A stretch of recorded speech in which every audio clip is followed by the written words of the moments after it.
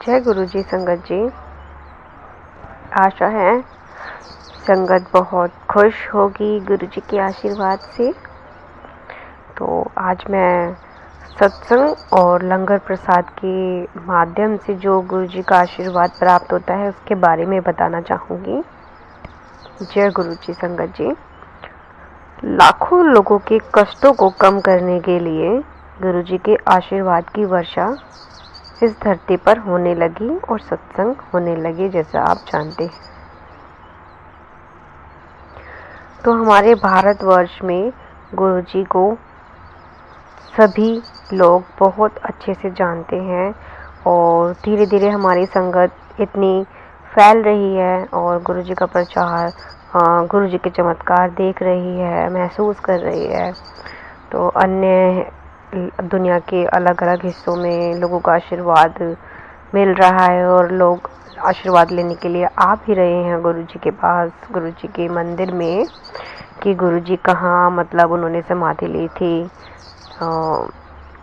और गुरु जी के सत्संग में जो हम मतलब चाय परोसी जाती है, चाय वाला जो लंगर प्रसाद होता है, उनकी विशेष दिव्य कृपा होती थी उस पर।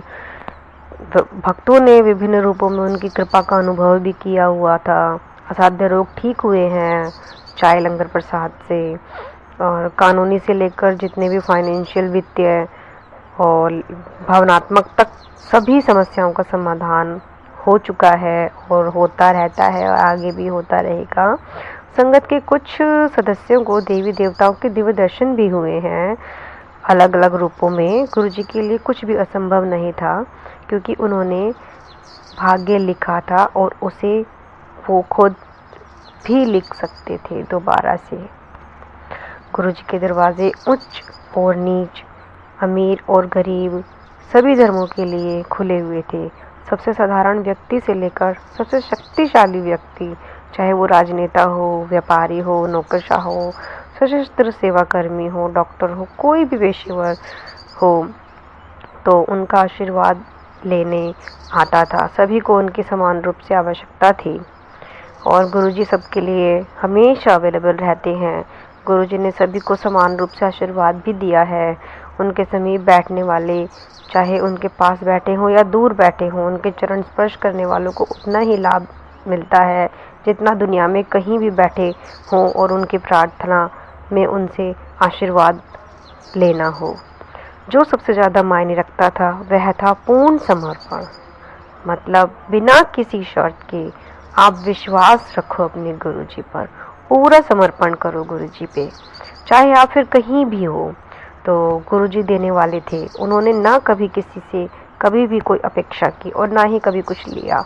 कल्याण कितना गुरु जी कहते थे और आशीर्वाद हमेशा वह होता था जो भक्त को मिलता है। उन्होंने एक बार समझाया कि उनका आशीर्वाद हमेशा केवल इस जीवन के लिए नहीं था, बल्कि हमेशा के लिए निर्वाण के साथ समाप्त हुआ।